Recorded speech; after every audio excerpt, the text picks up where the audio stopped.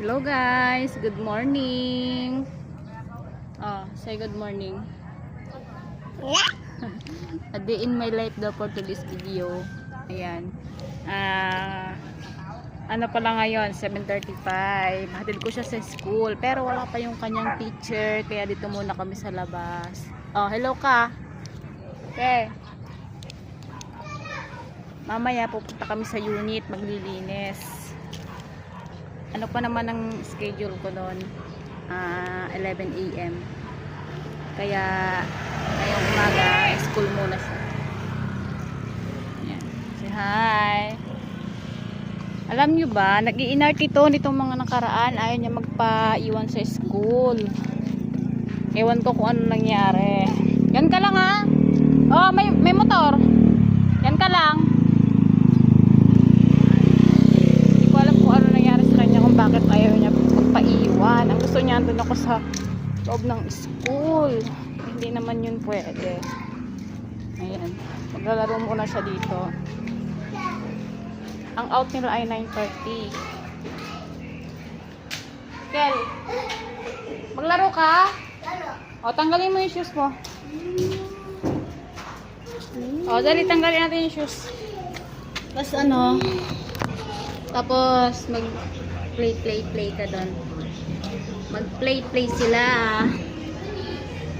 Babakos.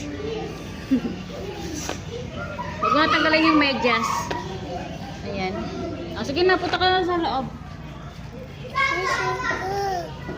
Mamaya na. Playtime nila 7:30 to 8. Tapos ang activity doon sa taas 8 AM. Wag na, tingnan mo sila naka-medyas Ayan tingnan mo yung ibang classmate mo naka-medyas. Mateo. Punta ka na doon. Ayan.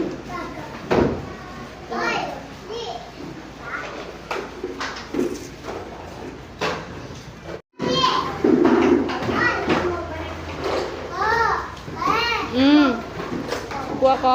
Sige, upo ako. Upo ako.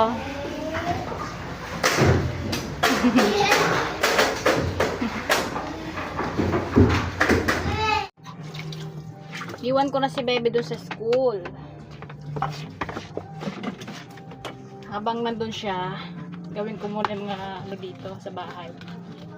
Tapos maliligo na rin ako. Para mamaya pag out niya, pupunta na kami doon sa Airbnb. Kasi pa-out na rin yung bus. Meron akong 1 hour para gawin ang aking mga kailangan gawin.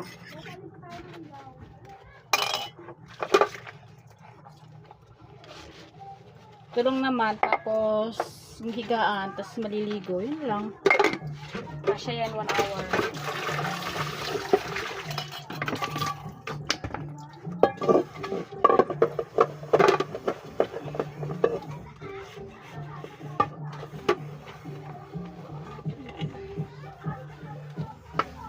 Babaon na lang kami ng kanin. Kain ako.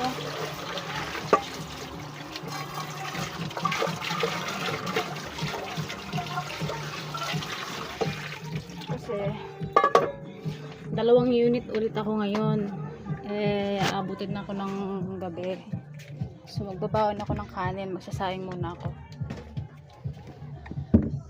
Magsasayang ako habang ako'y naliligo para tapos maligo luto na siya. Diba? Ganyan ang buhay ng nanay. Kayang-kayang pagsabayin lahat. Pag-alaga sa anak, pag-kilo sa bahay.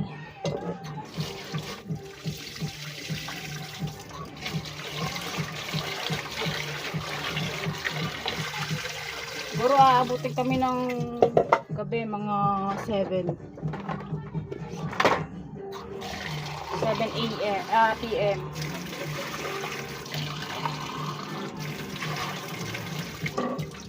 Kaya kailangan kong magpao ng kanin. Hello guys! Hello guys. Andito na kami ni Bebe sa unit. Imot na Hindi natin ko. ako nakapag-video kanina kasi sobrang kulit nito. Ay sis, So, kaya hindi ka makaano talaga. Islamit mag-order ka. Kakain muna kami. Kasi hindi kami kumain kanina sa bahay. Kayo na, di ba sabi ko kanina nagsaing ako, ito yung baong kanin. Tapos nagbaon na lang kami ng dilata.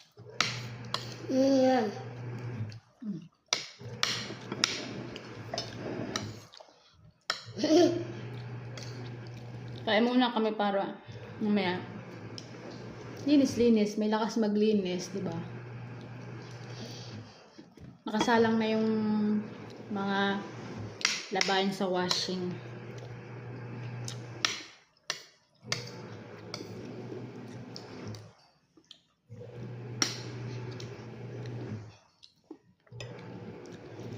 Sabaw. Nag-ano na lang ako ng dilata. Mamaya, Sabaw. Sabaw. sundo ko siya kay papa niya. Kasi, aabutin na ako ng gabi.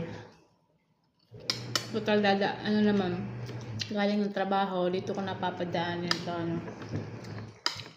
para ipasabay ko na siya pa uwi. Para hindi siya masyadong mainip sa pag-aantay. Para at least, makatulog pa siya mamayang hapon, di ba? Mga 2 p.m. 2 p.m. kasi ang out ng papa niya sa work.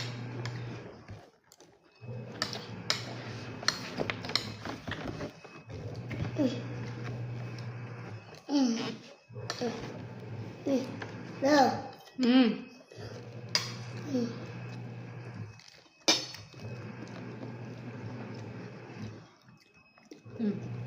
Teka lang. Teka lang.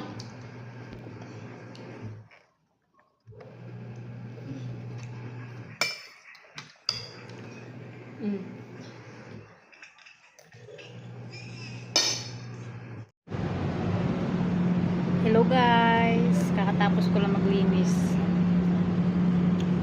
Inabot na ako ng gabi, alas 7 na, pauwi na rin ako. Tingnan nyo naman, oh. Ayan, oh. Sana makasakay ako kaagad kasi rush hour ng ganitong oras, alas 7, para makauwi ako ng madali sa bahay. Tapos na rin ako maglinis. Oh, kanina nung nagpa-laundry ako sa labas, inabot ako ng ulan. Sana hindi ako magkasakit kasi yung ulan, kanina kasi mainit, tapos biglang bumuhos ang ulan, wala akong payong nadala. Kailangan kong kunin yung pinalaundry dun sa labas kasi kakabit ko sa mga bed. Yun, medyo busaw-busaw pa yung buhok ko. Kanina si Bebe, alas 2, pinadaanan ko sa papa niya para ang katulad nga ngayon umulan, kung kasama ko siya, di baka naambunan din siya. Buti na lang talaga at dinaanan siya ng papa niya kanina. Check ko lang kung may mga kulang pa, baka may hindi pa ako nalinis.